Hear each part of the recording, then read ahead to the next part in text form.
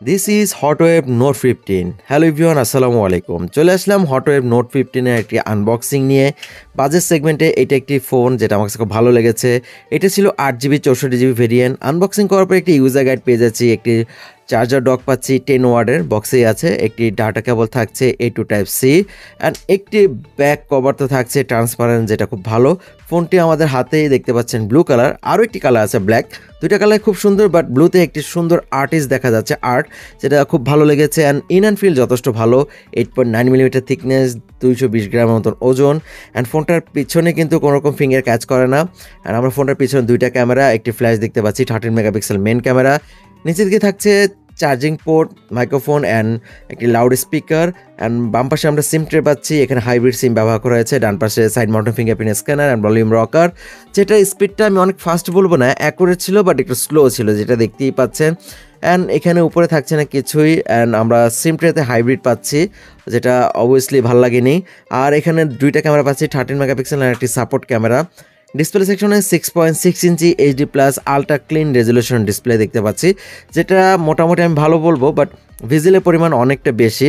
And পাঞ্চল camera কাটারটা দিলে আরেকটু ভালো হতো। এখানে ওয়াটার ড্রপ ডিসপ্লে ক্যামেরা দেওয়া হয়েছে, যেটা আমার কাছে একটু কম মনে হয়েছে, যেহেতু এখন বর্তমানে ভালো ভালো ফোনগুলোতে মানে বাজেট ফোনেতেই পাঞ্চল ক্যামেরা কাটাও দেখতে পারি। অ্যান্ড ডিসপ্লে কালার কোয়ালিটি আমার কাছে খুব ভালো লেগেছে। ইনডোরে মোটামুটি ঠিকঠাক আছে, আউটডোরে আপনারা ব্যবহার করতে পারবেন না ডিরেক্ট সানলাইটে, পিক ব্রাইটনেস খুবই কম। অ্যান্ড রেজলিউশন মোটামুটি ভালো আমি বলবো বাজেট সেগমেন্টে। রেগুলার ইউজে তেমন কোনো আহামরি কিছু নয়, সফট ইউজ, আপনি একটু দেখতেই পাচ্ছেন একটু স্লো টাচ করতেছিল, যেহেতু বর্তমানে ফোনগুলোতে রিফ্রেশ রেট অনেক হাই হয়ে গেছে, তো একটু যখন বাজেট সেগমেন্টে ফোন ইউজ করি তখন একটু দুর্বলই মনে হয়, বাট তেমন কিছু না। অ্যান্ড পাওয়ার সেকশনে ইউনিএসওসির চিপসেট ব্যবহার করা হয়েছে 963A, যেটা একটি বাজেট সেগমেন্টের একটি চিপসেট, যেটা AI চিপসেট। মোটামুটি আপনি রেগুলার কাজগুলো ইজিলি করতে পারবেন, আর সফট গেমগুলো এটা প্লে করতে পারবেন, এটা নিয়ে কোনো রকম সমস্যা ছিল না।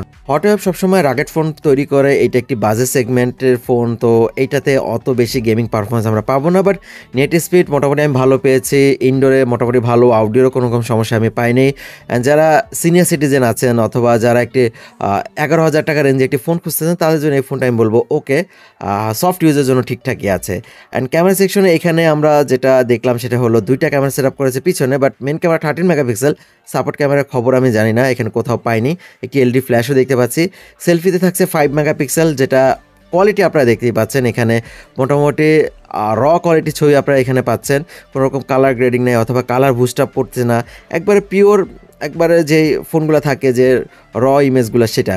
যেখানে অ্যান্ড্রয়েড 14 এখানে অপারেটিং সিস্টেমটা পাচ্ছি, সেখানে কোনো কাস্টমাইজ সোয়া পাই নেই, মানে ক্যামেরাতে কোনো কাস্টমাইজেশন নাই, ভালো লাইট কন্ডিশন, ভালো ছবি পাচ্ছেন।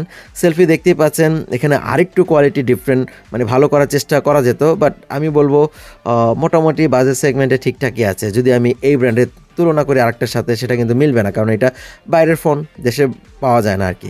তো এই ফোনটাতে থাকছে ব্যাটারি কিন্তু খুব ভালো, মানে ব্যাটারি সেকশনটা কিন্তু অনেক বেশি দেওয়ার চেষ্টা করেছে, 5160 mAh ব্যাটারি।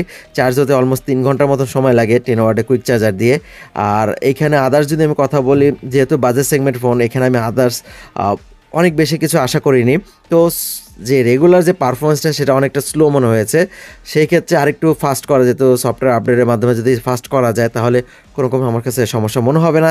এছাড়াও যে এই বাজেট সেগমেন্টে এই ফোনটা পাওয়া যাচ্ছে, 6.6 ইঞ্চি HD display, Android 14 operating system, 5160 mAh battery, 8GB RAM, মানে এখানে 4GB র্যাম ব্যবহার করা হয়েছে, এক্সটার্নাল 4GB মিলে total 8GB, 64GB storage, octa-core AI chipset, 13 megapixel plus 5 megapixel. এই যে বাজেট সেগমেন্টে এই ফিচারগুলো মোটামুটি ঠিকঠাকই আছে। আপনাদের কাছে কেমন লাগলো অবশ্যই জানাবেন। নেক্সট ভিডিওর জন্য অবশ্যই আমার চ্যানেলটা সাবস্ক্রাইব করে রাখবেন। আশা করি ভালো থাকবেন। আসসালামু আলাইকুম।